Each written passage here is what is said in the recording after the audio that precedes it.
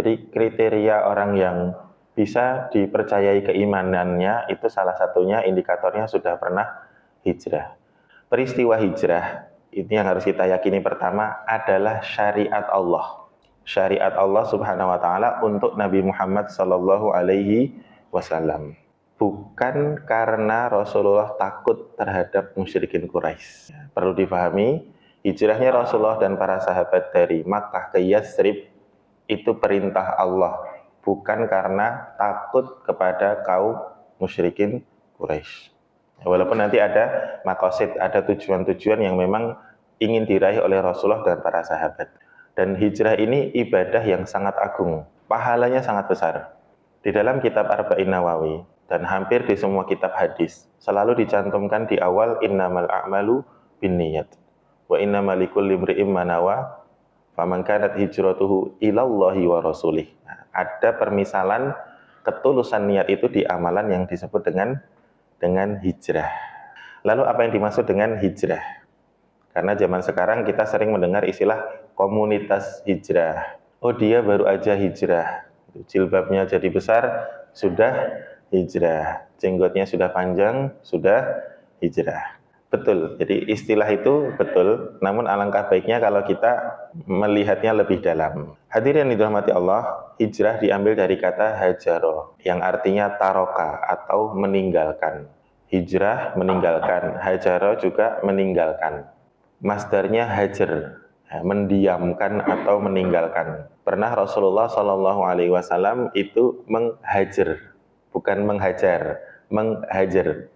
Ada 3 sahabat Rasulullah yang qadarullah karena sakit sehingga tidak bisa ikut berangkat dalam perang Uhud, kemudian didiamkan oleh Rasulullah dan para sahabatnya selama beberapa bulan. Sampai kemudian 3 orang ini merasakan sangat sempit dadanya karena dicuekin satu kota Madinah. Kemudian turunlah wa'ala salasatil ladzina khulifu. Kemudian turun ayat untuk membebaskan mereka. Secara bahasa hijrah artinya meninggalkan. Ya, secara fikih meninggalkan suatu tempat ke tempat yang lain. Kalau kita berangkat dari masjid ini ke Pondok Gede, berarti sudah hijrah, Pak. Sudah meninggalkan masjid menuju pasar Pondok Gede. Secara istilah sudah bisa disebut dengan hijrah. Tapi maksudnya yang secara islami adalah ada beberapa hal. Hijrah ada yang sifatnya maknawi, ada yang sifatnya jasadi. Jadi perpindahan itu ada yang sifatnya tubuh kita yang berpindah atau perbuatan kita, kualitas hati kita. Hijrah dengan anggota badan dan hijrah dengan anggota hati.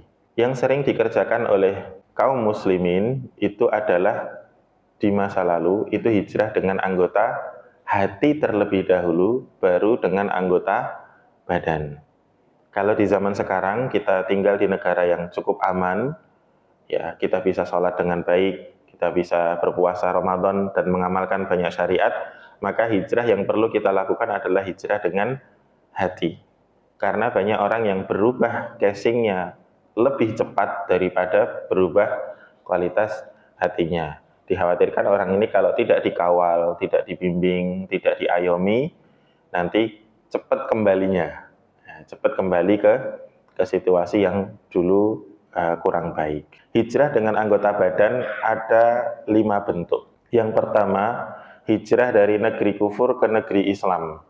Seperti hijrahnya para sahabat dari Makkah menuju Yatsrib, yang kemudian kita kenal hari ini sebagai Madinah Al-Munawwarah. Hijrah dari negeri kufur ke negeri Islam.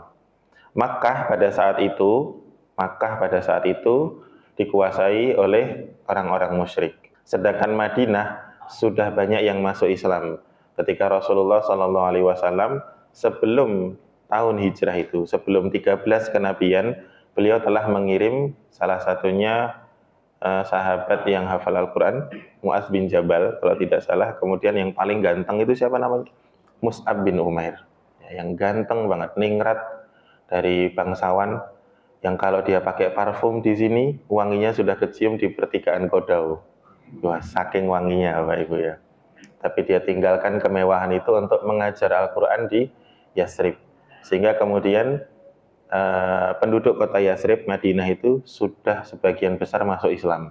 Baru kemudian Rasulullah mengirim Abu Salamah secara bertahap sampai yang terakhir adalah Rasulullah Shallallahu Alaihi Wasallam. Nah ini, kalau kita di Indonesia tidak perlu hijrah. Ya negeri ini negeri apa Pak? Statusnya Pak? Negeri kafir, negeri Islam, negeri berdaulat Pak ya. Pemimpinnya banyak Muslimnya, rakyatnya banyak Muslimnya, maka kita tidak perlu hijrah. Yang kedua, hijrah dari negeri yang menindas kepada negeri yang aman. Meskipun keduanya adalah negeri yang kufur. Ada dua negeri sama-sama dipimpin oleh orang kafir, tapi yang satu mencekam, tidak ramah kepada kaum muslimin, yang satu ramah. Maka hijrah itu diperintahkan dalam kondisi seperti ini. Dan ini dilakukan 2 kali oleh para sahabat Rasulullah SAW ke negeri Habasyah. Habasyah itu Ethiopia. Kalau di peta Afrika itu yang bentuknya seperti hidung. Yang tengkorak itu seperti hidung.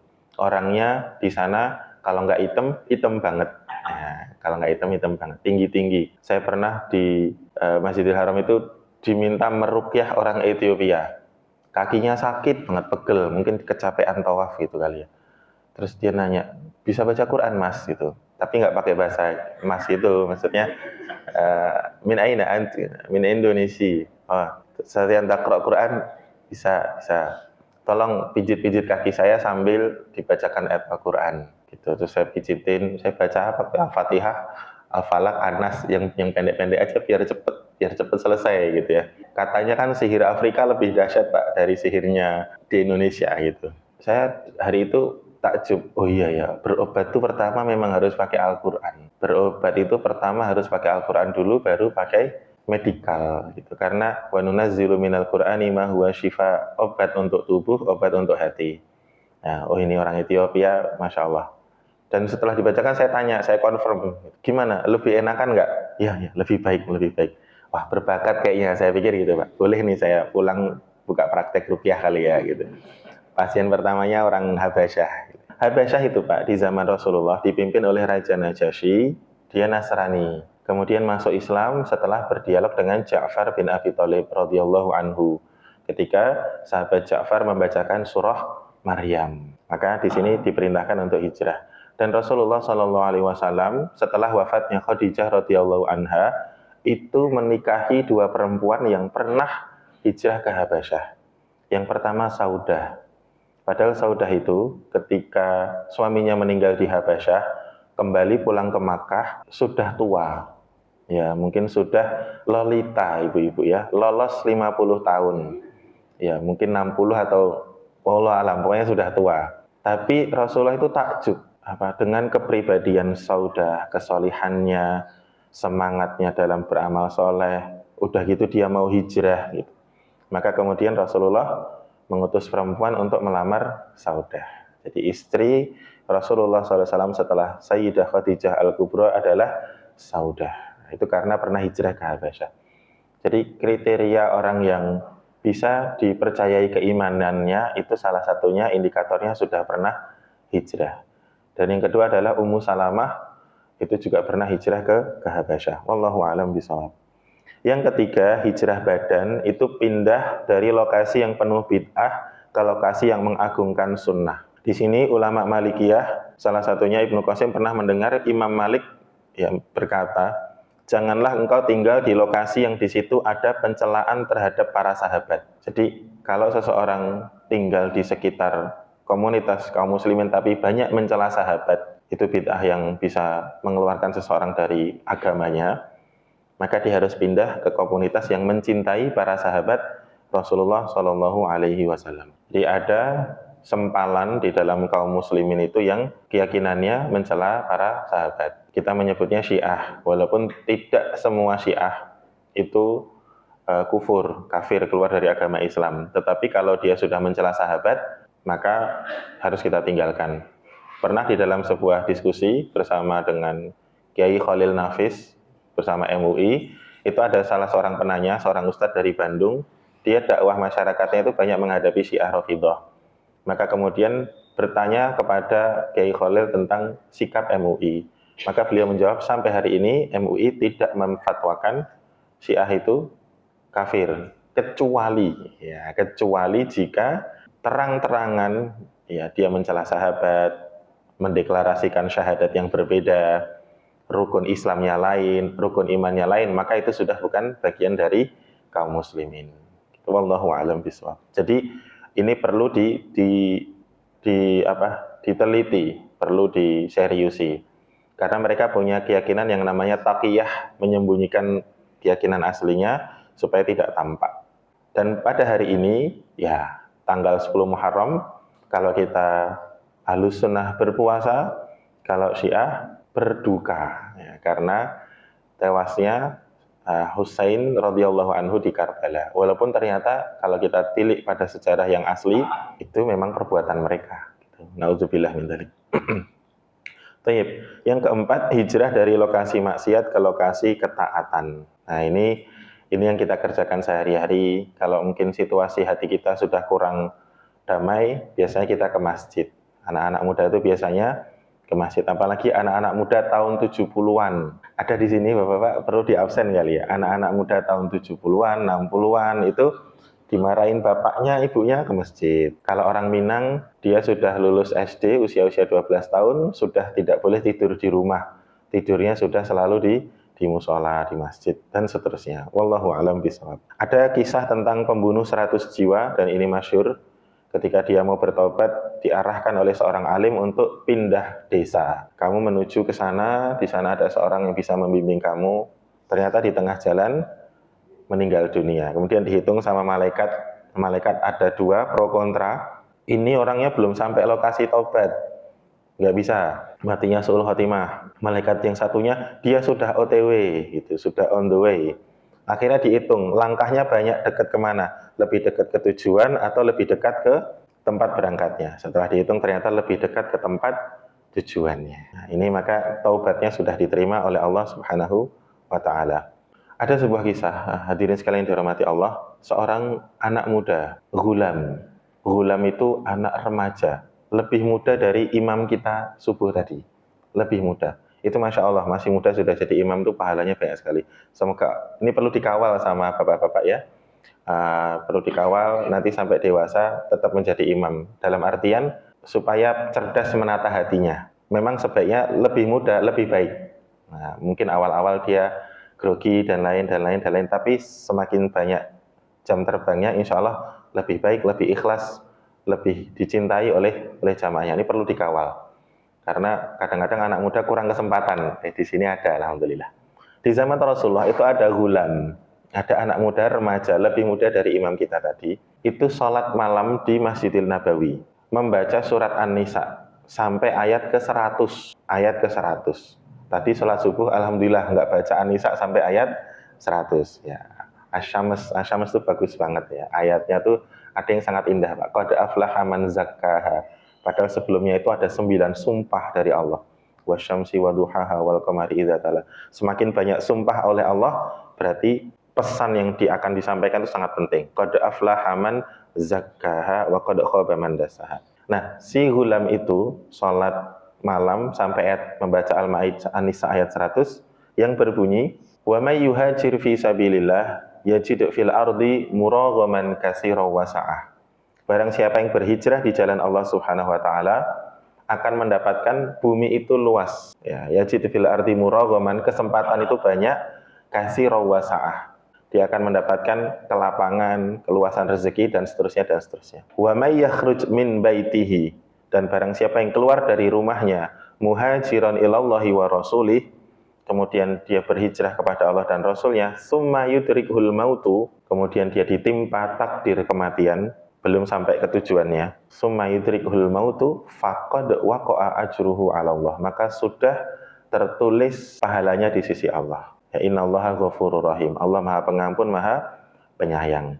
Jadi ketika ghulam itu sholat baca Al-Maidah sampai selesai ayat 100, Rasulullah berseru kepada ghulam ini, berdoalah engkau akan dikabulkan, mintalah engkau akan diberi. Jadi ada orang sholat, di tengah-tengah ayat disuruh sama Rasulullah baca doa. Maka kemudian ghulam itu berdiam sejenak, lalu dia berdoa. Dengan suara yang lirih, dia berdoa, selesai berdoa, dia lanjutkan lagi membaca ayat 101 dan seterusnya. Saat itu Rasulullah bersama dengan Abu Bakar dan Umar radhiyallahu anhuma. Mereka tidak mendengar bacaan doa remaja ini.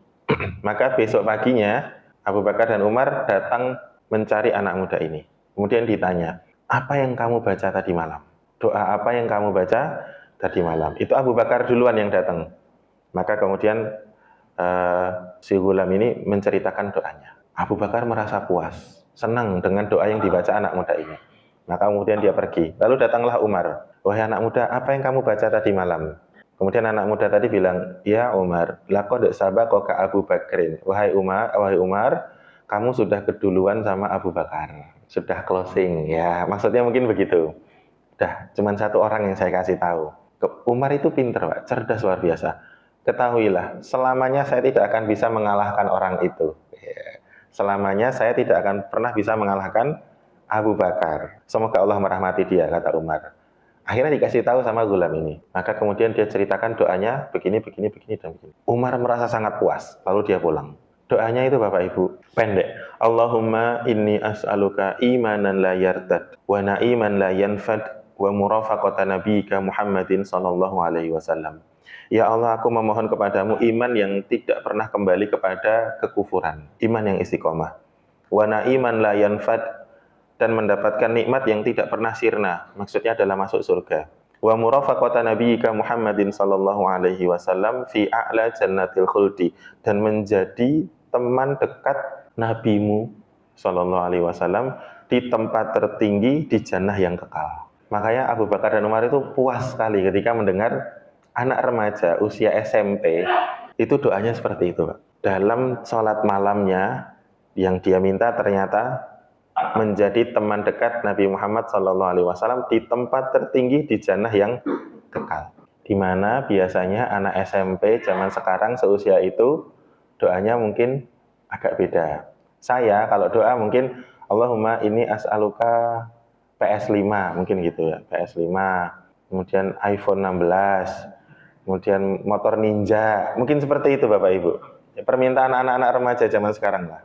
Tapi beda dengan Ghulam ini, Abdullah bin Mas'ud namanya. Maka Bapak Ibu nanti bisa coba search doa Abdullah bin Mas'ud atau berkaitan dengan Al-Nisa ayat 100. Nah, ini ayat yang kemudian bisa mendukung si pembunuh 100 jiwa itu sudah diampuni taubatnya oleh Allah. Wa may yakhruj min baitihi, siapa yang keluar dari rumahnya belum sampai tujuannya tapi sudah ditimpa kematian, faqad waqa'a ajruhu Allah, sudah sampai pahalanya itu di sisi Allah. Maka hendaknya hadirin yang dirahmati Allah, kalau kita mendapati pasangan kita atau orang tua kita, anak-anak kita, saudara kita sedang dalam proses memperbaiki diri, hendaknya kita bersabar, hendaknya kita banyak mensupport dan mendoakan.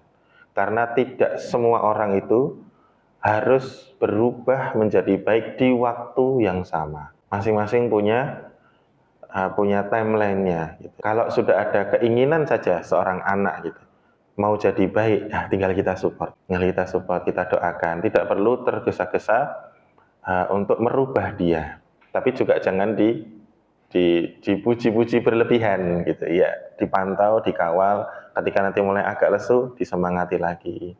Kalau terlalu bersemangat, diingatkan untuk menjaga niat dan seterusnya dan seterusnya. Jadi proses hijrahnya bisa menjadi lebih nyaman. Jadi itu yang keempat. Yang kelima, hijrah dari menyelamatkan diri dan jiwa. Meninggalkan suatu tempat karena Allah untuk menyelamatkan diri agar bisa beribadah. Seperti hijrahnya Nabi Musa alaihi salam. Hijrah dari Mesir menuju Madian.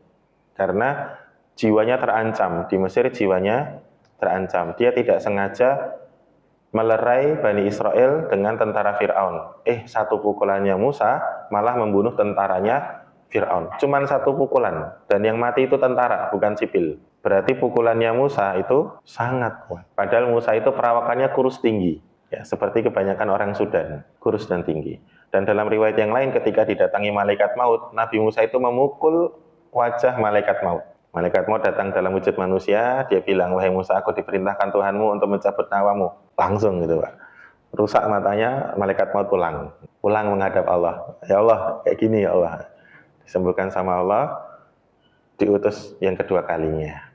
Akhirnya mau meninggal, Musa mau meninggal. Semua nabi kalau mau meninggal itu ditanya oleh malaikat maut, mau lanjut hidup atau pulang? Kalau lanjut hidup berapa tahun? Kata Nabi Musa. Maka kemudian malaikat maut memerintahkan Musa memegang tangannya kepada badan sapi. Ada bekasnya tuh Pak, seperti kita megang karpet, ada bekasnya. Setiap helai bulu itu 1 tahun. Nah, berarti semua helai bulu yang ada di telapak tangannya Musa itu jumlah usianya kalau dia mau lanjut hidup. Nanti kalau udah habis, ya kamu mati. Ya udah saya pulang sekarang aja, capek ngurusi Bani Israel. Nah, pulang aja, meninggal dunia. Dan Nabi Musa itu kan ketika pergi, dia sebatang kara, dia tidak punya siapa-siapa. Kemudian sampai negeri Madian, dia kemudian menolong 2 perempuan memberi air minum, lalu berdoa, Rabbi inni lima anzalta ilayya min khairin fakir. Ini doa yang mujmal, doa yang universal, yang bisa mengatasi segala permasalahan Bapak Ibu semua. Dalam masalah kesehatan, ekonomi, asmara, apalagi Bapak Ibu ya. Jadi masalah kesehatan, ekonomi, asmara, karir, nah itu bisa diatasi dengan satu doa. Rabbi inni lima anzalta ilayya min khairin fakir. Syaratnya 2. 1, bantu orang dulu. Karena Musa menolong 2 perempuan penggembala. Setelah itu tawalla ila dzilli, mencari tempat yang nyaman untuk berdoa. Boleh masjid, boleh rumah, boleh mihrabnya sendiri. Yang penting apa? Bersih dari segala sesuatu yang haram. Masjid itu pasti dibangun dengan uang yang halal. Meninggalkan maksiat menuju ketaatan kepada Allah Subhanahu wa Ta'ala. Itu hijrah secara maknawi. Semua manusia pernah jatuh. Kullu ibni Adam khata'. Semua anak Adam pernah salah, pernah berbuat dosa. Wa khairul khata'in at-tawwabun. Dan sebaik-baik orang yang bersalah yaitu orang yang mau bertaubat. Di dalam kitab Wasayal Aba lil Abna, nasihat ayah untuk putra-putrinya yang ditulis Syekh Muhammad Syakir, taubat itu ada 5 langkah Bapak Ibu. Yang kita sering dengar itu ada 3. 1, menyesal, ya, menyesal tidak terhadap dosa yang kita kerjakan. 2, berjanji tidak mengulangi. 3, minta maaf. Itu yang kita kenal. Tapi Syekh Syakir menambahkan 2. Yang pertama, mengakui bahwa kita telah berbuat dosa. Ngaku dulu, ya saya berbuat dosa. Yang kedua, mengakui layak dihukum atas dosa yang telah dikerjakan. Mengaku diri ini sebetulnya layak untuk dihukum atas dosa yang pernah dikerjakan. Yang ketiga, merasa sedih terhadap dosa yang pernah dikerjakan, tergelincir dalam perbuatan dosa, dia merasa sedih dan takut kepada Allah sekiranya Allah mengazab dia. Yang keempat, baru berjanji untuk tidak akan mengulangi. Yang kelima, baru minta ampun. Jadi ada 5 tahapan, di mana kebanyakan orang melupakan yang 2, mengaku pantas dan layak dihukum. Bukan sanggup ya Pak, pantas dan layak. Siapa di antara kita yang sanggup dihukum oleh Allah? Nggak ada yang sanggup. Tapi saya layak dihukum karena saya berbuat dosa ini dan itu. Itu kita harus akui. Kemudian merasa sedih terhadap dosa yang pernah kita kerjakan dan takut kepada Allah sekiranya Allah menghukum kita. 2 unsur ini yang kemudian menentukan janji kita itu serius atau tidak, minta maaf kita itu sungguh-sungguh atau tidak. Ada orang yang berbuat dosa, misalnya penyamun, ya, dia mencuri uang rakyat. Mencuri uang rakyat, dibawa ke depan media, ya Pak ya, nggak merasa layak dihukum. Oh, nanti pengacara saya yang bicara. Oh, saya baik-baik saja, gitu. Nggak sedih, nggak kelihatan sedih, tidak kelihatan takut. Nah, bagaimana dia akan bertobat kalau terhadap kesalahan aja dia tidak mengakuinya, tidak mengaku layak untuk dihukum. Nah, ini maka kesungguhan seseorang dalam bertaubat itu menentukan derajat dia. Allah Subhanahu wa taala berfirman, "Inna akramakum indallahi atqakum." Yang paling dekat dengan Allah itu yang paling bertakwa. Manusia itu kalau berbuat satu kesalahan dia turun 1 derajat. Kalau dia berbuat ketaatan naik 1 derajat. Tapi subhanallah, bisa jadi ada satu ucapan manusia itu yang kalau dia ucapkan itu turunnya itu seperti jauhnya timur dan barat. Seperti jauhnya timur dan barat atau seperti jarak antara langit dan bumi. Sehingga amal ibadah yang dia kerjakan, ini dia turun sejauh langit, terus kemudian dia rajin ibadah, belum tentu dia kembali ke derajat yang semula. Maka fungsi taubat nasuha itu adalah seseorang ketika berbuat maksiat dia jatuh sangat dalam, lalu dengan taubat itu dia kembali ke level yang semula atau derajat yang lebih tinggi, sehingga maksiat yang dikerjakan itu berubah menjadi rahmat Allah Subhanahu wa taala. Nah, proses hijrah itu di situ. Ketika seseorang pernah berbuat kesalahan, berbuat dosa, turun derajatnya, lalu dia taubat dengan sungguh-sungguh, maka dia akan kembali ke derajat yang semula atau lebih tinggi. Tapi 5 hal tadi harus dikerjakan. Plus, kalau ada urusannya dengan manusia, urusan harta, dia harus menghalalkannya. Misalnya Pak, saya pimpinan perusahaan minyak, gitu ya. Terus saya bohongin rakyat, harganya 10.000, tapi saya jualnya 13.000 1 liternya. Terus bapak-bapak beli, ini satu masjid ada 100 orang beli bensin. Berarti saya sudah menipu berapa? 100 orang. Ternyata saya menipu bukan hanya di satu toko bensin saya, tapi di 1.000 toko bensin. Berarti yang saya tipu berapa orang Pak? Wah, pokoknya banyak lah. Indonesia saya tipu semua gitu. Maka saya harus mengembalikan per 3.000 tersebut kepada orang-orang yang saya tipu. Kalau tidak saya kembalikan, tobat saya nggak diterima. Di akhirat nanti saya didatangi oleh ribuan orang yang meminta 3.000 rupiah, 3.000 rupiah tersebut. Ini kalau urusan harta, selesaikan di dunia. Karena di akhirat sudah tidak berguna lagi harta emas maupun perak. Urusan harta selesaikan di dunia. Termasuk misalnya sengketa waris, Bapak Ibu ya. Sengketa waris, mumpung masih seger gitu, kemarin dibaginya nggak pakai hukum yang islami, coba didiskusikan ulang. Walaupun hartanya mungkin sudah dipecah, tapi bisa didiskusikan ulang, nanti ada tambahan akad hibah. Oh ini punya aku kebanyakan, saya kembalikan. Oh punya saya kurang, oh ya sudah saya ikhlaskan, saya hibahkan.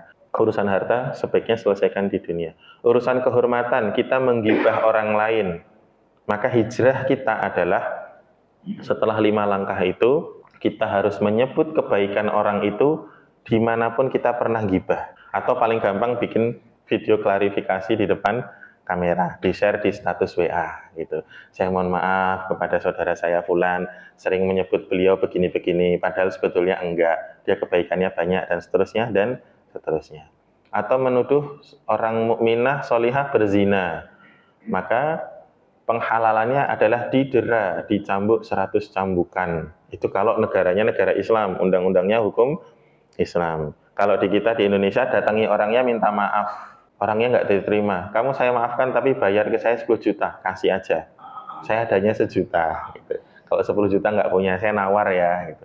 Oke 1 juta nggak apa-apa, tapi jangan diulangi nuduh-nuduh saya berzina. Nah boleh nggak apa-apa. Atau membunuh orang lain, maka harus dikisos. Atau membayar diat, nanti tergantung putusan hakim. Jadi urusan sama Allah itu cenderung lebih mudah. Langkah taubatnya 5 tadi, tapi kalau sama manusia harus ada penghalalannya. Karena seorang manusia itu terhormat hartanya, terhormat wibawanya atau muruahnya, dan terhormat nyawanya. Wallahu a'lam bishawab. Bapak Ibu yang kami hormati, hafidzakumullah taala, barangkali itu sedikit yang bisa kita ambil dari pelajaran hijrah Nabi Muhammad SAW. Kesimpulannya, hijrah bisa hijrah badan, bisa juga hijrah maknawi, yaitu hijrah dari perbuatan buruk menuju perbuatan yang baik. Semoga Allah senantiasa membimbing kita dalam kebaikan-kebaikan dan setiap pahalanya menjadi jariah untuk ayahanda dan ibunda kita semua. Amin ya rabbal alamin. Baik, terakhir saya informasikan, saya bersama kawan-kawan dibimbing seorang guru, kita mengelola sebuah YouTube channel namanya Lucky Path Channel. Tulisannya LUCKY-PATH Channel, Lucky Path. Nah, itu segmen kami itu orang-orang yang putar balik, anak-anak muda yang mau menuju kesesatan putar balik Pak, biar balik ke jalan yang benar tapi dikawal. Anak-anak muda yang sungkan datang ke majelis taklim, akhirnya kita bikinin tongkrongan, majelis nongkrong Rabu malam di daerah Ciracas. Kita biasa bikin podcast tema-tema taubat. Jadi ada beberapa kawan kami yang dealer drugs gitu ya, pernah jadi kurir narkoba. Kemudian ada di antara tim kami itu yang bukan praktisi, dia yang biasa menangani pasien LGBT. Nah, yang mau tobat itu dirawat, dibimbing, dibina supaya bisa kembali straight, kembali lurus fitrah seksualnya. Kemudian anak-anak muda yang kecanduan game. Ya, anak-anak muda yang kecanduan game itu alhamdulillah kita ada ahlinya yang bisa untuk membimbing. Silahkan di like dan di subscribe. Iya. Semoga bermanfaat. Tagline kami biar mati nggak kosong-kosong amat. Ya, insyaallah. Jazakumullah khairan katsira. Kita tutup dengan kafaratul majlis. Subhanakallahumma wa bihamdika asyhadu an la ilaha illa anta astaghfiruka wa atubu ilaik. Mohon maaf untuk segala salah dan kurangnya. Wassalamualaikum warahmatullahi wabarakatuh.